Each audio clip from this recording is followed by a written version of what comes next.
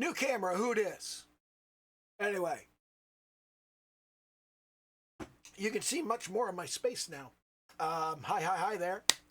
It is just after 5 o'clock. It's time to show up. I'm showing up.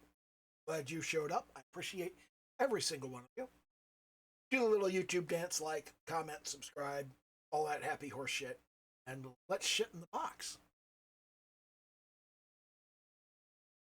Anyway, you can see more of my space now. You see, there's a possibility that I might be able to actually come over here and play the keyboard and you'd be able to see it. I could work the DJ console and see it. I could play my guitar and it'd be visible. This is going to be great if I ever actually start making music content again. But yeah, that's cool. And I have very seriously considered doing some multi-camera stuff where you can actually see me sculpting using the old camera for that. But the old camera really sucks, so I don't know. Maybe I won't do that. Maybe I'll get another one of these new cameras, which was only like $bucks.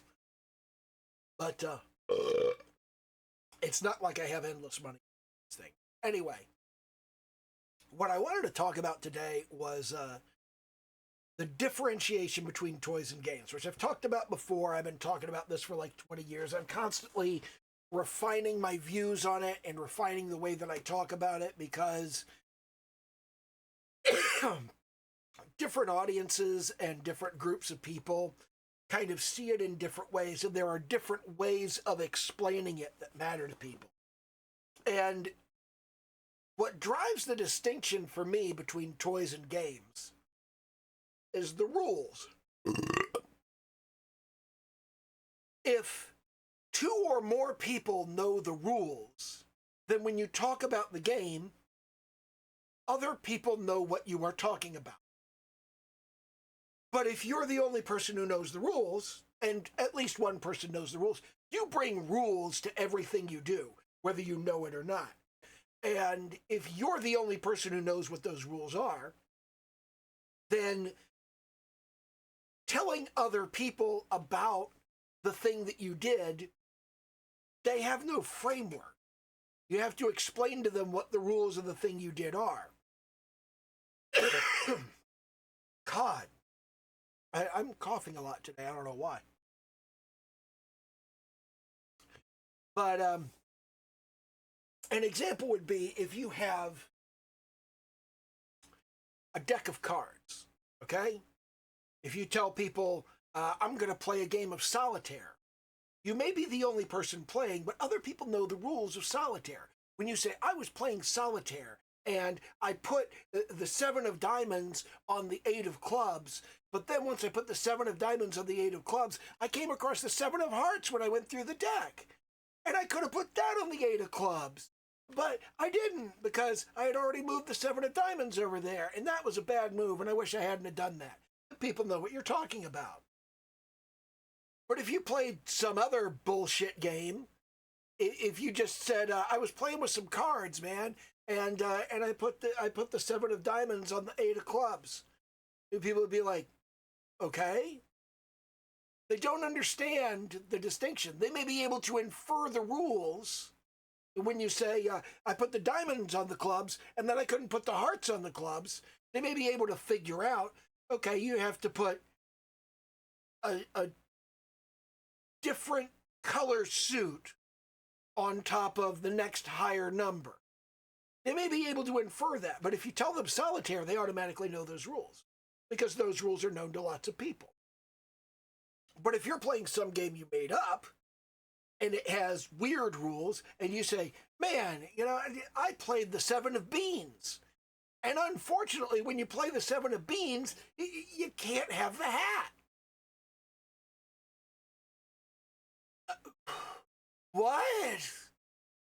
What are you talking about? What does that mean?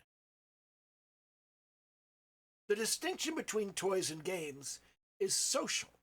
If it's just you, if you have a deck of cards and you've decided that it's not the 7 of spades, it's the 7 of beans for some dumbass reason, then nobody understands what you're talking about. You can't socially explain that in the same way. And if you're playing a game that other people know, like you're playing euchre, which is the Midwest game, that proves you're from Ohio. You know how to play euchre? You're from Ohio. But if you're playing euchre, if you're playing spades, if you're playing hearts, if you're playing bridge, if you're playing solitaire, if you're playing poker, there are all of these different card games that you can play, and people know the rules. And because people know the rules, you can talk about them much more easily. It's much more social. Whereas if you try to explain some brand new game you made up, they don't know what the fuck you're talking about. And because they don't know what the fuck you're talking about, it's very socially different. Some games occupy a midpoint in that. A good example of that is Settlers of Catan. If you've played Settlers of Catan, you know the rules. But an awful lot of people have not. An awful lot of people know Settlers of Catan as the game that somebody really, really wanted to play and tried to explain the rules, and they were like, what? What do you... I don't understand. No, you see, you trade wood for sheep. What the fuck? Most people don't know the rules. But by knowing the rules, that places you within a particular group of people. And a lot of games are like this. In fact, some games pride themselves on changing the rules as you play. This is my favorite game ever. This is the greatest goddamn game, I swear to God. It is so cool. But if you can't explain to people what the rules are, and the rules aren't already understood by other people, you don't have a game. What you have is a toy. And a toy is fine. There's nothing wrong with a toy. There's no value judgment in this is a game, this is a toy. And that hybrid zone is the interesting thing, because let me point something out here. I'm going to fire up Starfield. Surprise! I'm going to fire up Starfield. Yes, me, Starfield. Oh my God.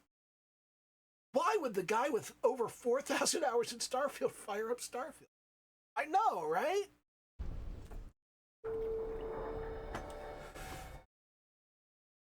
One of the more famous hybrid games is Dungeons and Dragons. Okay, Dungeons and Dragons, the rules are different from group to group. They're different from session to session sometimes. But with Starfield in particular, we come down here, we've got all of these mods in creations that you can use. We got all of these different things that you can add to your game. It's like we've got one of the big ones is Watchtower.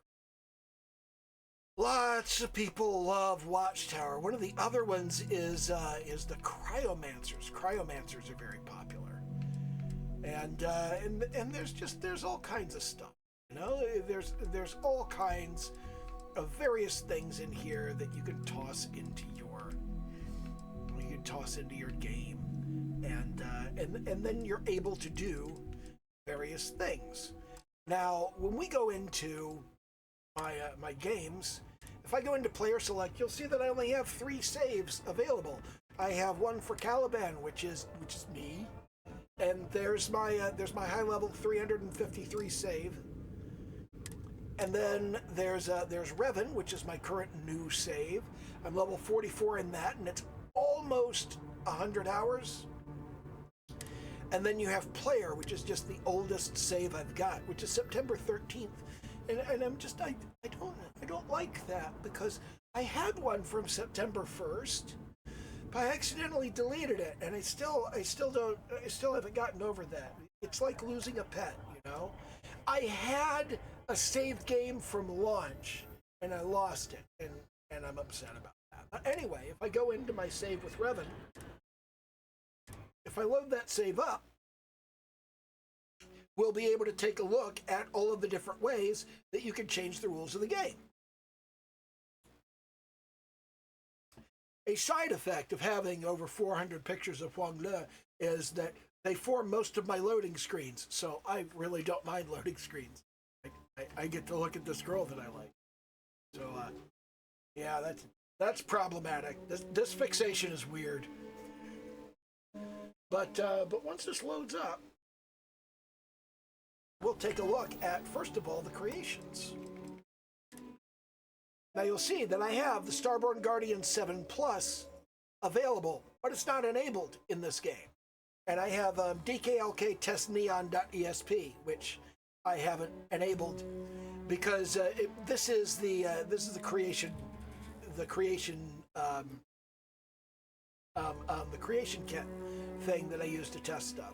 I actually use it to alter various things in the game, and I've been using it lately to alter Huang Le's outfit so I can take pictures of her, because that's not weird or creepy. But if we go into settings and we go into the gameplay options, everything is set to normal. Everything is just at defaults, with the sole exception of aim assistance, which I've turned off, because aim assistance fucking sucks. Learn to fucking aim, okay? I mean, just that it's that simple. Learn to fucking aim. And everything else is on normal. Everything else is standard, okay? Now, you can set up the rules, and everybody's fairly okay with the question of, you could set up your rules and you could set all of the different things to make the game much harder, and the game will then give you bonus XP. Excuse me. God.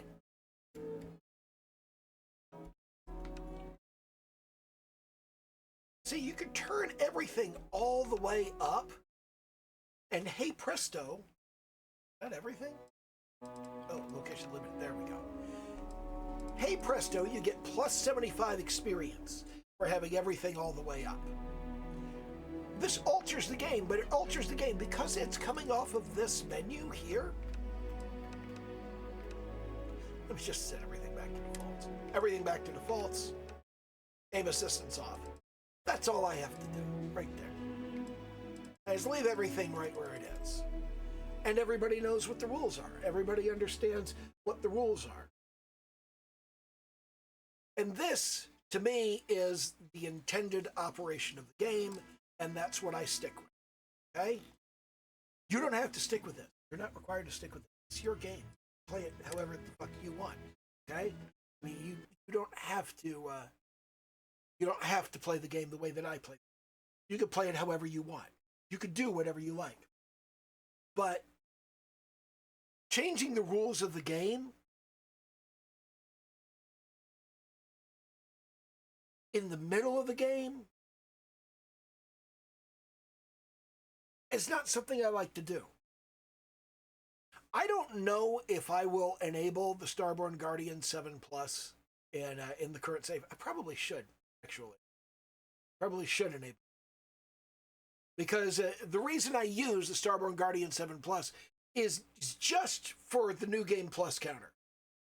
I don't care. I don't care about the Starborn Guardian ship. I don't like it. I don't use it. I can make a better ship myself.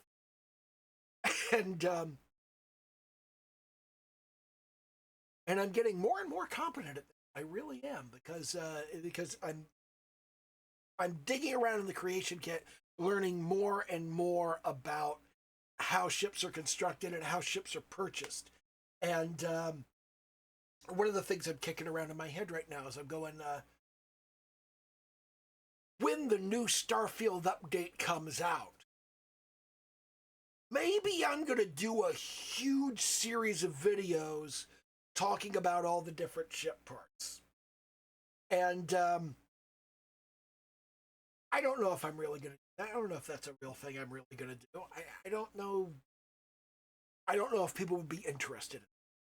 But even if they're not interested in that, it's one of those things where I'm like, am I interested enough to make it?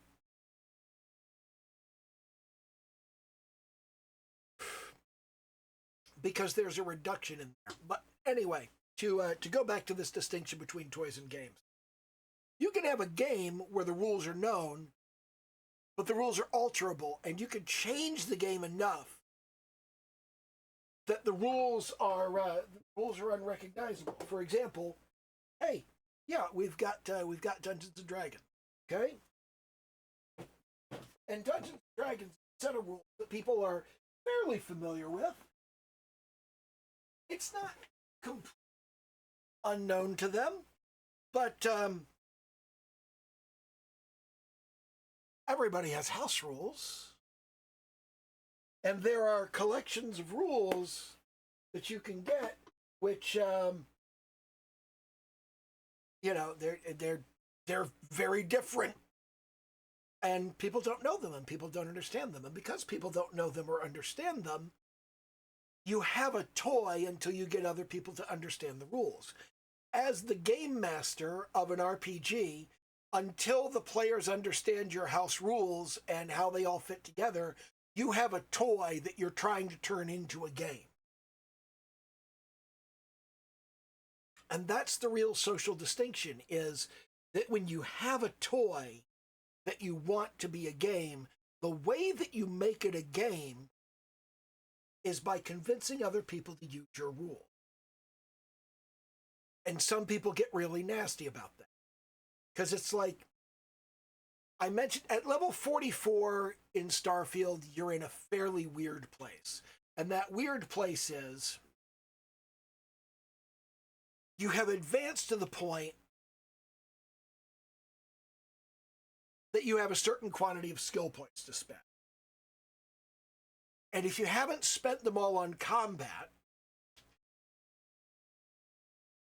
you haven't unlocked enough weapons to really be that capable or competent in a lot of combat situations. And with the adaptive difficulty, you get these points in the game where I have to dump a magazine and a half into the enemy to kill them because they're too spongy. And when you mention this, you say, yeah, I'm at this awkward part in the game where there's a challenge that I have to deal with. A lot of people will go, well, just go in and change the rules.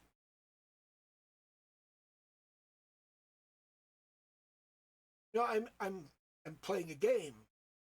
Toy. Game. Rules are what the rules are. I'm going to play by the rules. I'm not going to change them in the middle. Because when you change the rules in the middle, now you have a toy. Because you didn't know the rules when you started playing the game. And you changed the rules in the middle of the game. You're not supposed to exercise that kind of agency over the rules of the game during gameplay. That's not okay. If you change the rules in the middle of the game, except within parameters, Cosmic Encounter is famous for having stuff like that. We used to play with a... God, I have to explain so much about Cosmic Encounter for this to make sense. I'm not going to do that right now. I think maybe on Monday I will talk about why Cosmic Encounter is such a great. But for now, I won't talk. Yeah, just write that up in the blog post this week. That would be interesting. Anyway, that distinction between toys and games is mostly important as a design criterion. Because if you're designing a toy, it's very important that the player can alter the rules however they like, whenever. Starfield allows you to use it as a toy. You can add or remove creations at any point during gameplay. You can change the settings at any point during gameplay.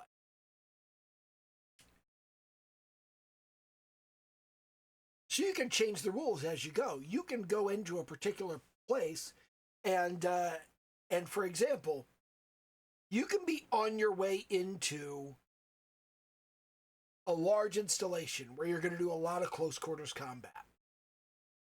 During this installation, you're not going to face any ship combat. So you can turn the ship combat difficulty all the way up and get an experience bonus.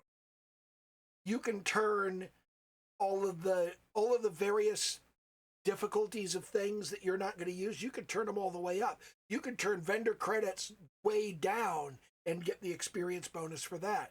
You can turn off environmental damage recovery. You can turn off your ability to sleep and recover from health damage, because you're surrounded by enemies. You're not going to be sleeping. You can jack up everything that you can't do during the process of that installation. Like if you're going through the mech factory at the end of the Freestar Rangers storyline. Not a spoiler, because the mech factory is just a location. There will be a location. You know there will be a location. But when you're going through that, you're not going to be in your ship, so you know you're not going to have ship combat. You can jack up the ship combat.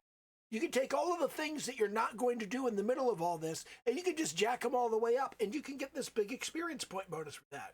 All you have to do is remember to turn them back down after. And that alteration in the rules can get you a certain benefit. Is that cheating? Some people would say yes, because you're getting a benefit by taking on disadvantages that don't matter temporarily. Other people would say, no, the game's designed to allow you to do this, so clearly you're allowed to do this. It's okay. The rule of whether you can change those settings temporarily in the middle of the game, that's an important rule. And it's an important rule because the people who feel one way about it are not going to get along with the people who feel the other way about it. They're going to argue with each other. They're going to argue incessantly with each other. And the way you design your system, the way you design your games, has to keep that in mind. Because if you don't, you're not going to know how your player base is going to respond to those things. Like, clearly, buying things from the upgrade screen is a permitted part of the game. But what about just turning things up and down in settings? Is that an accepted part of the game to alter in the middle? Good question.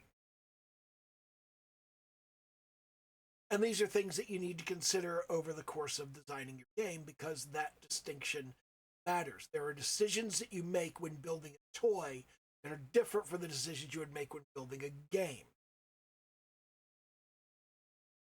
Because if you're building a toy, it's not actually possible to cheat.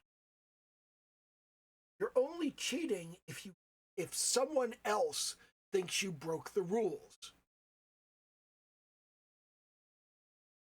If you're the only one who knows the rules, if you're the only person who understands what the rules are, you can't break them. You can only change them. It's a very different thing. Anyway, I don't have anything really coherent to say about this. I just thought it was kind of a subject I should get into because of a recent conversation I had where I said, hey, this thing in Starfield is hard. And somebody said, you can make it easy by changing the settings. And I said, yeah, but that's cheating. And they said, it's not cheating because they let you do it. Wow, you don't understand games. Anyway, that's all I have to say about that. Okay, bye.